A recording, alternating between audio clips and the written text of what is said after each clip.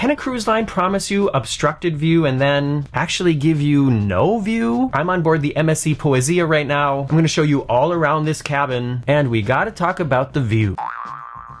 I'm Morgan from the very unofficial travel guides. I've been making travel videos for over 15 years of popular and not so popular tourist destinations to give you a very honest, unofficial look at what it's like to be there. And my 2 books of stories about traveling around the world and living the life of a professional musical theater performer, getting stitches on a cruise ship, and Places Please are available on Amazon now. But that's not what you're here for. You want to look around this cabin, so let's go. This is cabin 8092. It is an ocean view with an obstructed view. You'll see more about that in just a second. And this is the curb appeal. This is the impression that you get when you first enter the cabin. As you can see, this cabin is equipped to sleep, I guess, 1, 2, 3, 4 cruisers. I want to see if I can flip this bed down to give you an impression of what it looks like.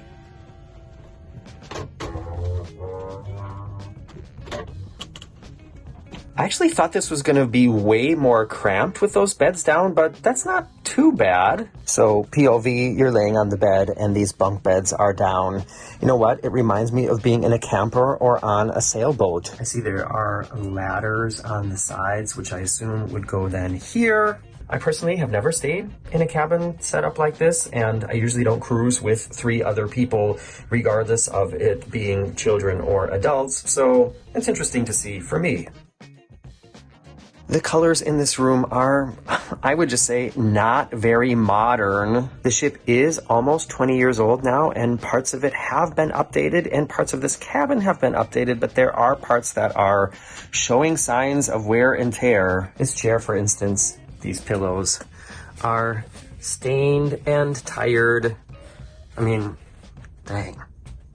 Look at that. When's the last time that has been washed? There's a very dark stain back here on the chair. I mean, how does whatever that is even get there? You know what? I don't want to know. The arms are torn and have been sort of, I think, have sort of fallen apart and been put back together again. It's not me complaining. Just showing you what's here and describing it. I only paid 250 euros for this entire cruise, and I got upgraded from an inside cabin to this cabin, so I am definitely not complaining. I'm pretty sure that these bedside tables are not original. These are newer than 20 years old, but one thing that you'll notice is there are no charging capabilities, no outlets next to the bed. There is a light switch, but no place to charge anything. I'm assuming that when this ship was originally built, there was a full, old school size television here and not a flat screen TV. Underneath here is a minibar, fridge with goodies in it. These are not included in the price, well, at least not in the price of my cruise. You can bill yourself with this little form right here if you want any of those things. Although the organization of this doesn't look fantastic right now, I still think it's pretty nice that you have coffee and tea and a kettle or a water cooker right here in the cabin. Some people might think it's surprising, but that is not standard on many cruise ships. And behind this salad of cords are the only plug-in capabilities in the whole cabin. There are 2 European style and 2 North American style, and that's it. I think that's another thing that kind of shows the age of the ship, that there aren't plug-in capabilities next to the bed and that there's only 4 outlets over here. All right, I want to show you the very spacious, sort of brand new looking closets, the Morgan approved bathroom, and then we're going to take a look at this obstructed view. But let me just remind you to please check to see if you're still subscribed, and if you haven't, why not do it? And now the closets. I'm only on this ship for 2 nights, so I will not be using the full capacity of these closets, but there is a lot of space for your things. How do you know you're getting old? You get excited about closets on cruise ships. This side has drawers and cubbies, and the other side is just great big hanging spaces. Plenty of space to hang up a bunch of dresses, suits, whatever, and store your suitcases down here in the bottom. And I can just tell by the hardware here and the style and the very little signs of wear and tear that these closets here are much newer than other things in the cabin. The bathroom door is Morgan approved. It is a solid door that is not see-through and closes all the way. The bathroom is one of these pretty old school style cruise ship bathroom designs. There is limited counter space to glass shelves over there.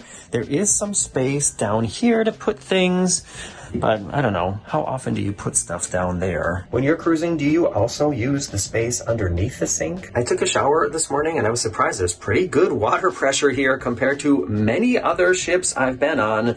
Of course, this is a pretty compact little shower cabin and it's with a curtain, so if you got a big old butt, you are gonna be cramped in this shower. I do not have a big old butt and I felt cramped in this shower. MSC does provide shower gel and shampoo, but it's nothing fancy. And if you feel like popping any bottles, there you go. All right, now let's talk about this obstructed view. I would like to confirm again that I am not complaining about this view because I didn't pay for it, but just want to let you know that this could be what you get when you book an obstructed view or a partial view on the MSC Poesia or any other cruise ship. I can see a little bit of the sky up there. I know it's hard to tell that it's sky because it's so gray outside today. There you can kind of see the clouds there. But other than that, you really only see the lifeboat. Let me crawl up in here and see if I can see, no, down there, I can't see the ocean or anything.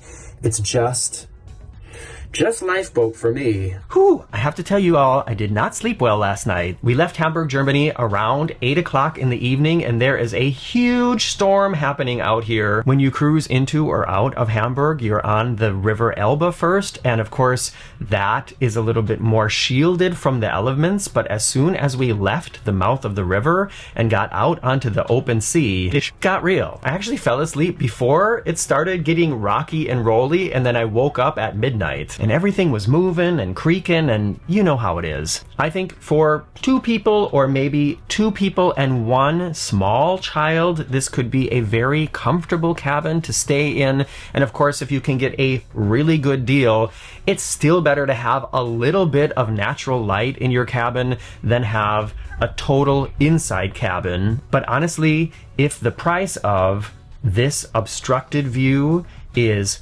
several hundred more than just booking an inside cabin, I would still just save the money and book inside. As always, I'm interested to hear what you think about this cabin, about the way the beds come down, about the design, and especially your ideas of how you could better describe this view so people have proper expectations when they book this cabin and then when they show up and see it for the first time. Let me know what you think about all that in the comments below. Make sure you give me a thumbs up before you go, and I look forward to seeing you back here soon. Bye-bye.